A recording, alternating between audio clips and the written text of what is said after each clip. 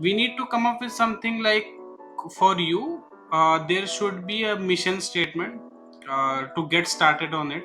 Mission statement starts with, like, I will help your senior executive of your organization uh, Yep. get trained getting out of that problem, whatever the problem is, in next Good. 30 days, or you don't pay, something like that.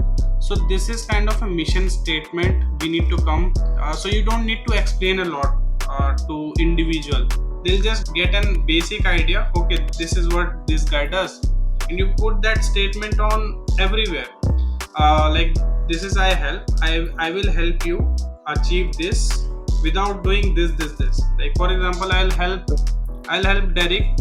For me, what I do, I'll help you get 15 appointments in next 45 days, or you don't pay me. It's as simple as that. So you'll get to know, okay, this Good. guy are going to help me with the appointments. I'm a coach and something like that. So that simply clears out the statement. So that's a mission statement.